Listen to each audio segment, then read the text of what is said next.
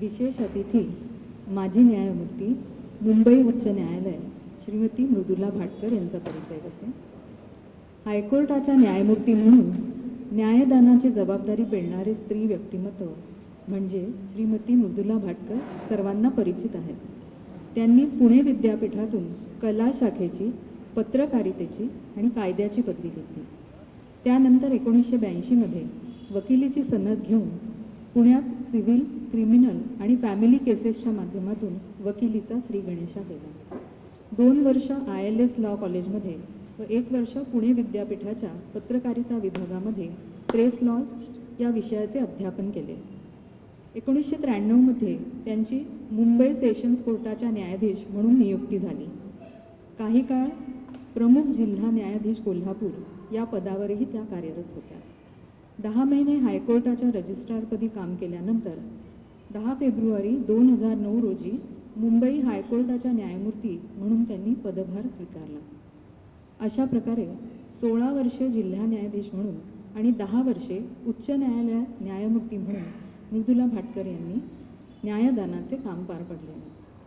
विशेष उल्लेखनीय बाब म्हणजे निवृत्तीनंतर केवळ 8 महिन्यातच महाराष्ट्र प्रशासकीय न्यायाधिकरण अर्थात मॅटच्या अध्यक्षपदाचा बहुमान त्यांना मिळाला. हा बहुमान 28 वर्षात पहिल्यांदाच एका महिला न्यायमूर्तींना मिळाला. त्यांना मी विनंती करते त्यांनी मनोगत व्यक्त करावे.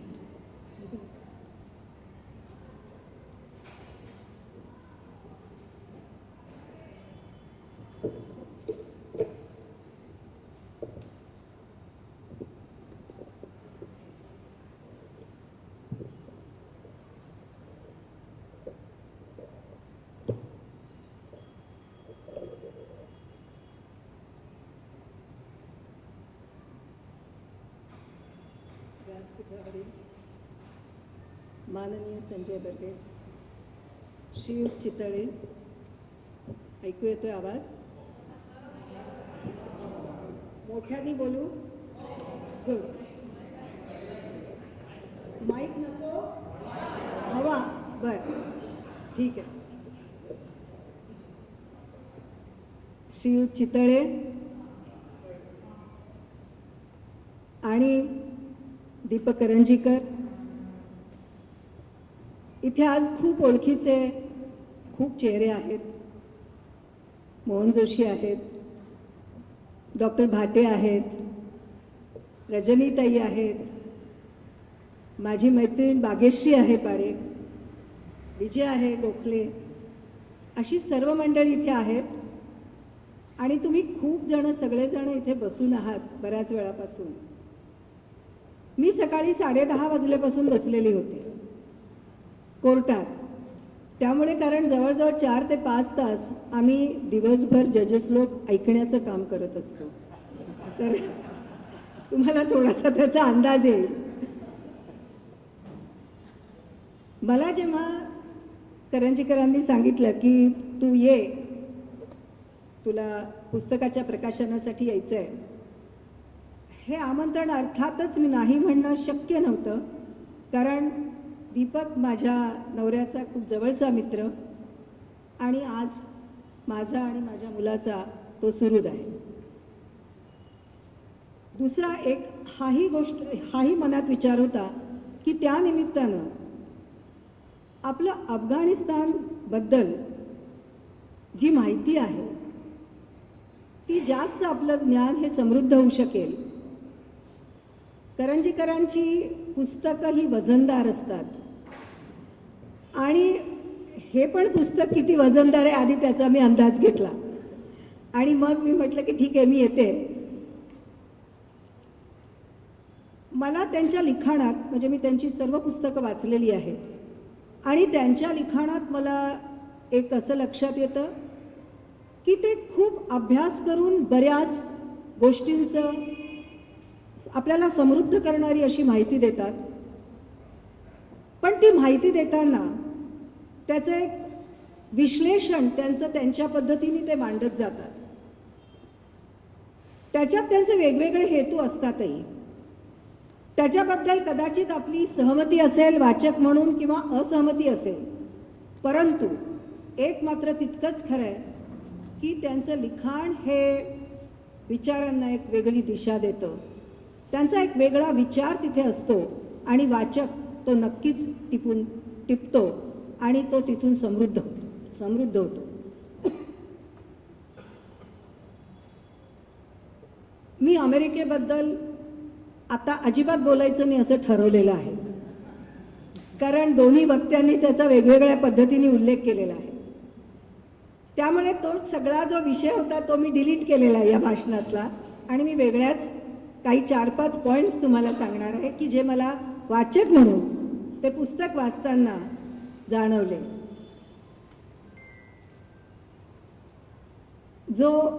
त्यांचं जे कादंबरी स्वरूपाचं जे पुस्तक आहे, तर ते पुस्तक मी पहिले वाचून संपवलं. स्वल्पविराम, तो पूर्णविराम नाही आहे, स्वल्पविराम आहे. ते मी पहिले वाचलं आणि मला लक्षात आलं, जसं आता बर्वे म्हणाले की तो एखाद्या वेळेस एखाद्या वेब सिरीजचा विषय असावा आणि त्याच्यावरती काही आता तयार पण होईल, कारण त्याच्यातली जी काही व्यक्तिरेखा आहेत त्या अतिशय सशक्त आहेत आणि त्याच्यात खूप असे मला नाट्यमय प्रसंग दिसले. आणि ते करंजीकर एक थिएटर पर्सन असल्यामुळे त्यांनी ते तितकेच ताकदीने मांडलेली पण आहेत. ते पुस्तक वाचताना आपण स्वतःला खूप कुठे कुठे रिलेट करत जातो. मी कादंबरीपेक्षा इतिहास आणि कायदा याची विद्यार्थिनी आहे.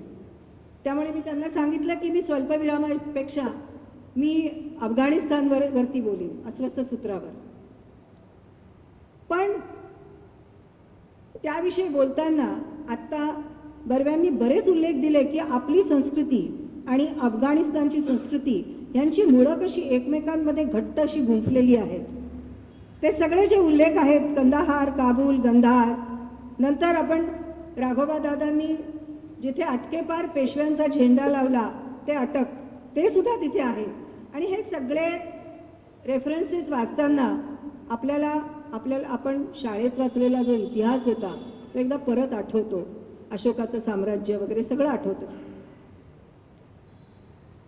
त्याच्यात दोन्ही व्यक्तींनी एक महत्त्वाचा उल्लेख केलेला आहे, तो मलाही करावासा वाटतो, ते म्हणजे संस्कृतीचा.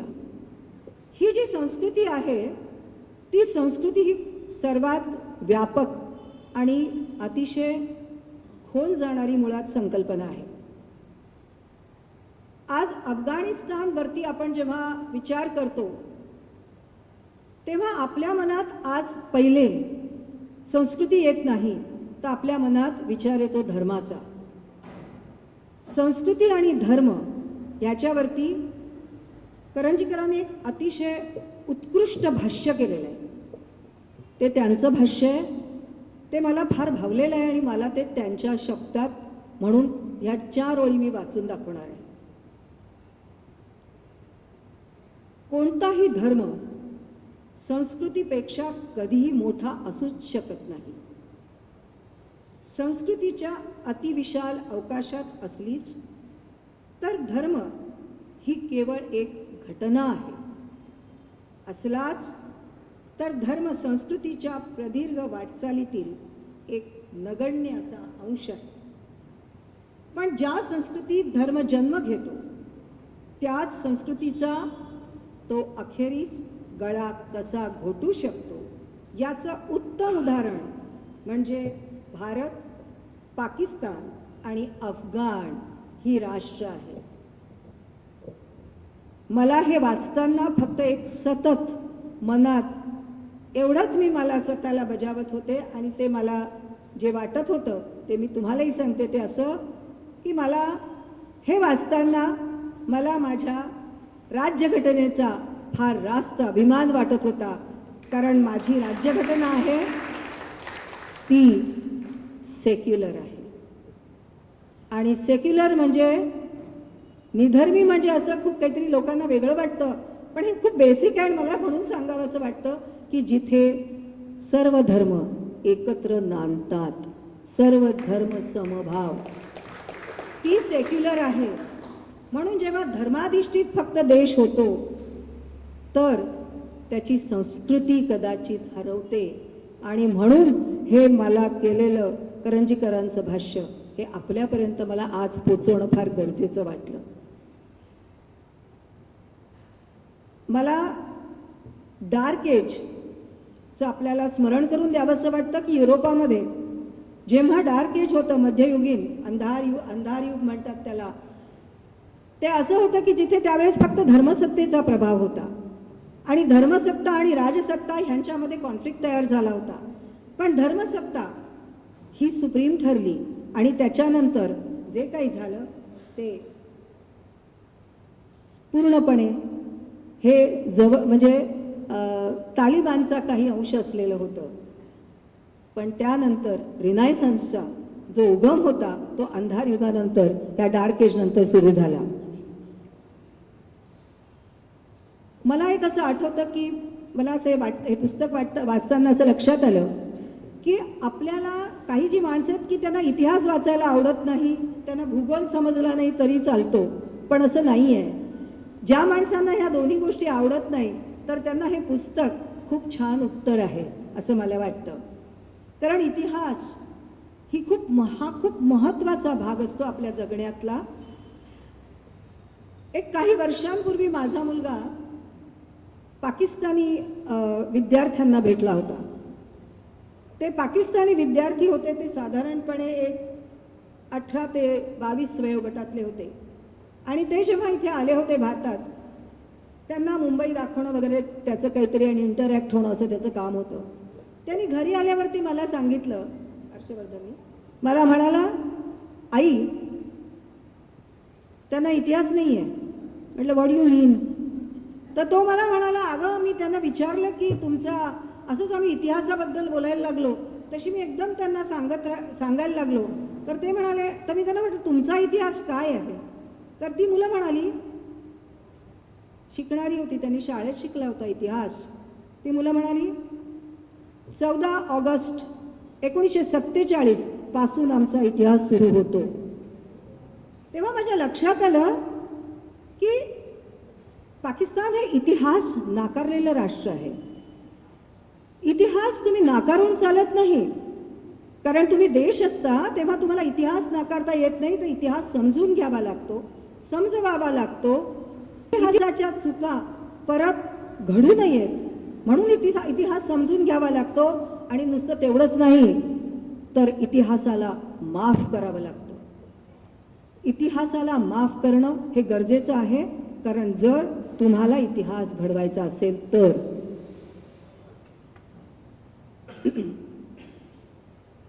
मला या पुस्तकाबद्दल बोलताना आणखीन एक म्हणजे अफगाणिस्तानबद्दल विचार करताना मला एक काहीतरी वेगळा नॉस्टॅल्जिया मी जो काही माझ्या मनात आला तो मला तुम्हाला सांगायचा आहे. जरा गमतीदार आहे.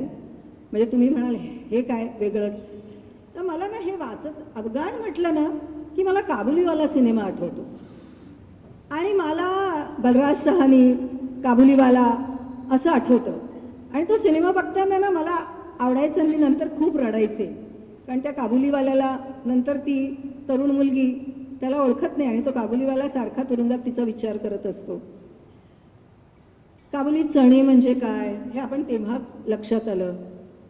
आपल्याला डाळिंब वगैरे काय तेही आपण अफगाणांशी जोडतो.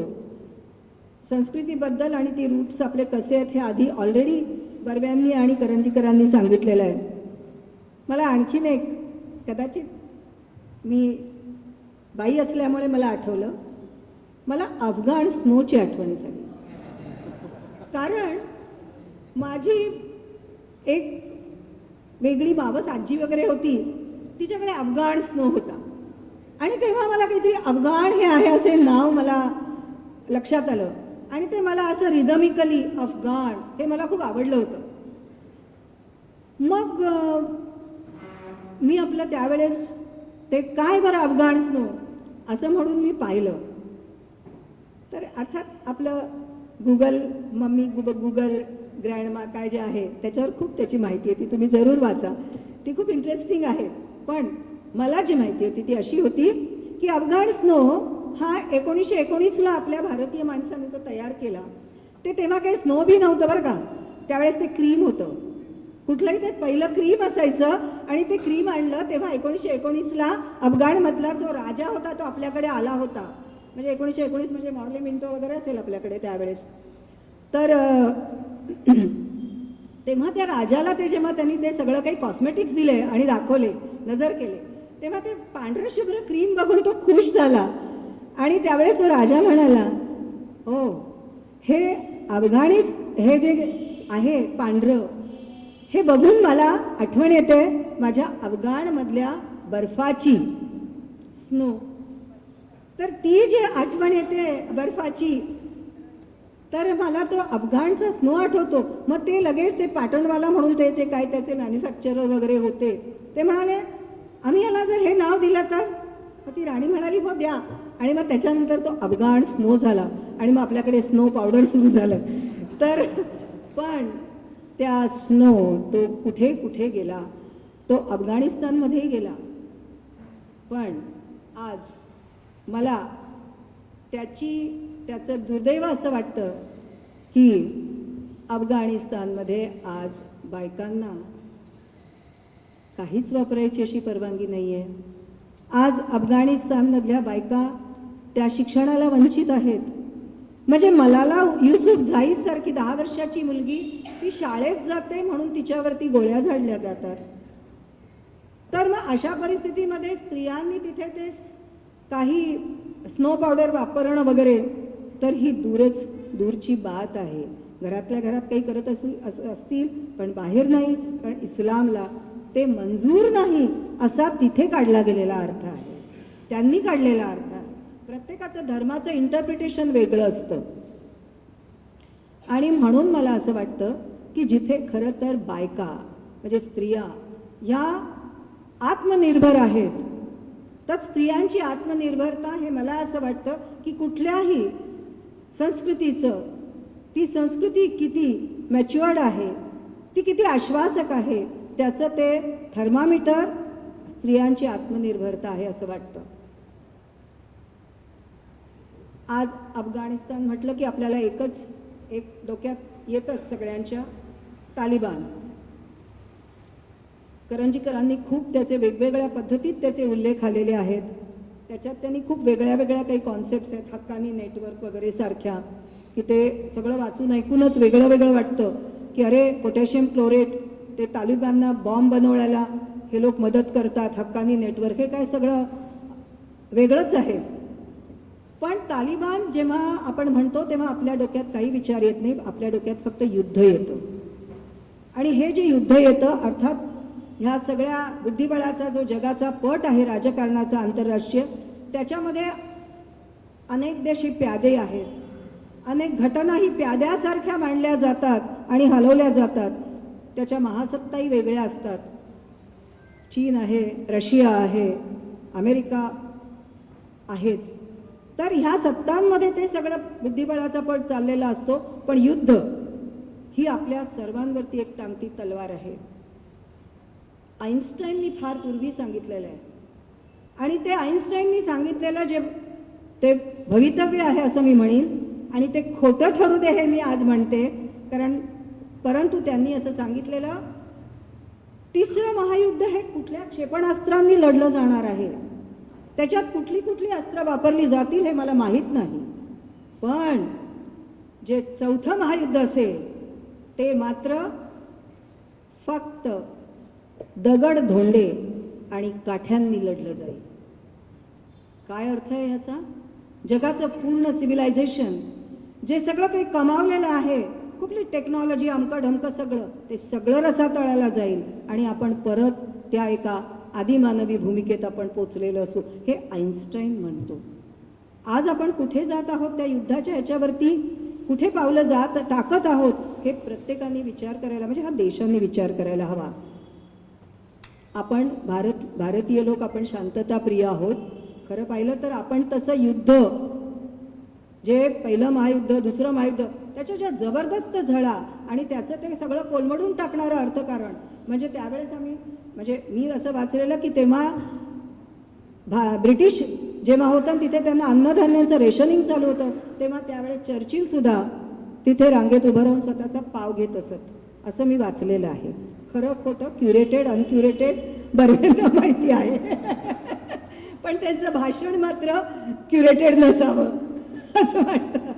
तर हे जे काही आहे युद्धाचं ते आईन्स्टाईननी सांगितलेलं आहे.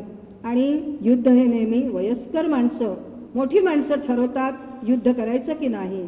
आणि त्याच्यात ते युद्ध तरुणांकरवी केलं जातं. आणि म्हणून असं नेहमी असं आपण म्हणतात की सन्स बरी और burn their fathers in peace, but fathers bury their sons in war. इतकी ती विदारक परिस्थिती तुम्हाला आज युद्ध आणतं. आणि हे युद्ध टाळणं हे फार गरजेचं असतं. मला वाटतं हे सगळं काय आहे की हे इतक्या त्या महासत्ता आहेत आणि इतकं काहीतरी वेगळं घडत असतं आणि आपल्याला खूप काही माहिती नसतं. आणि जेव्हा माहिती होतं तेव्हा आपण असे विषण्ण होतो आणि आपल्या काळजाचा ठोका चुकतो की हे काय आहे. पण त्याच्यामध्ये करंजीकरांनी शेवटी उपसंहार लिहिलेला आहे. आणि त्यांनी त्याच्या आधी एक त्यांचा जो प्रकरण आहे त्याच्यामध्ये त्यांनी युक्रेनच्या युद्धावरती लिहिलंय. कारण अफगाणिस्तानचं भौगोलिक स्थान आणि रशिया, अमेरिका आणि यांचं चाललेलं चायना यांचं राजकारण आणि युक्रेन रशियाचाच भाग होता. त्याच्यावरती क्रिमियाकडून जाणं, क्रिमिया तुटलं. तर हे सगळं रशियाला करावंसं वाटलं. त्याच्याबद्दल त्यांचं एक वेगळं विवेचन आहे. झेलेन्स्कींच्या बद्दल त्यांनी एक खूप वेगवेगळ्या प्रकारच्या भूमिका मांडलेल्या आहेत. परंतु मला त्यावेळेस ते काही असलं तरी मला त्यांनी असंही एक म्हटलेलं आहे की खरोखरच रशियाला तो भूभाग बळकवायचा होता का? कदाचित नसावाही. ते तिथपर्यंत जाऊन थांबलेले असावेत. काही असावं, आपल्याला माहिती नसतं की राज्यकर्त्यांच्या मनामध्ये किंवा आंतरराष्ट्रीय राजकारणात काय असतं. पण मला एक आठवतं की नेहमी जे व्हिएतनाम आणि अमेरिकेचं युद्ध जे 19 वर्ष, मला वाटतं 18 वर्ष चाललेलं होतं, ते व्हिएतनाम वॉर तो छोटा देश एवढूसा.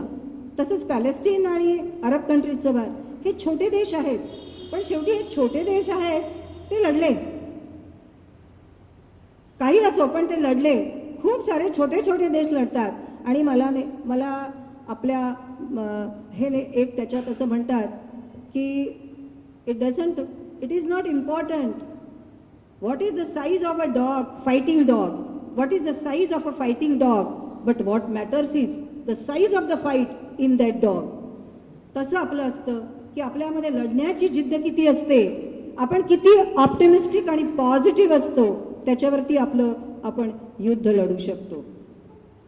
मला फक्त एक शेवटचंच फक्त वाटतं की हे पुस्तक वाचल्यावरती, जसं अफगाणिस्तानवरती मी वाचत होते तेव्हा त्याच वेळेस माझ्या मनामध्ये एक असा सतत विचार आपल्या देशाचा येतोच ना. कारण आपला देश हा आपल्याशी इतका निगडीत असतो, तो येतो. मी लहानपणी एक पुस्तक वाचलं होतं की देश हरवलेला माणूस. आणि त्या पुस्तकाची मला आठवण झाली आणि मला असं वाटलं, अरेच्छा, ती सगळी विमानातून जाणारी माणसं, अफगाणिस्तान सोडून जाणारी माणसं, काही लाख लोकांनी अफगाणिस्तान आज रिकामा केला तिथल्या रहिवाशांनी. ती हेलिकॉप्टर विमानातून पडणारी माणसं आपण पाहिलेली. त्यामुळे जेव्हा तो मला देश हरवलेला माणूस हे पुस्तकाची आठवण झाली अशासाठी की मला असं वाटलं की हा माणसं हरवलेला देश आहे अफगाणिस्तान. त्याची स्वतःची माणसं हरवून गेलेली आहे. आणि एक ते तालिबान नावाचं जे काही आहे ना, ते श्वापद आता तिथे बसलेलं आहे. ते श्वापद आहे.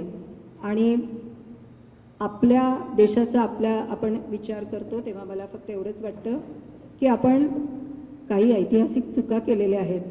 आणि आज आपली जनरेशन जी आहे, विशेषतः मध्यमवर्गीय, उच्च मध्यमवर्गीय, जे सर्व सुशिक्षित आणि सुजाण नागरिक आहेत, तर मला असं वाटतं की त्यांनी, म्हणजे politics is not a business of only mischief mongers, but politics is a very serious business of intellectuals and the educated class. यापासून दूर राहण्याची चूक आपण करणार नाही असं वाटतं. कारण त्या ठिकाणी राजकारण आणि समाजकारण याची फारकत करायची नसेल तर आज आपल्याला हा विचार करायला पाहिजे. धन्यवाद.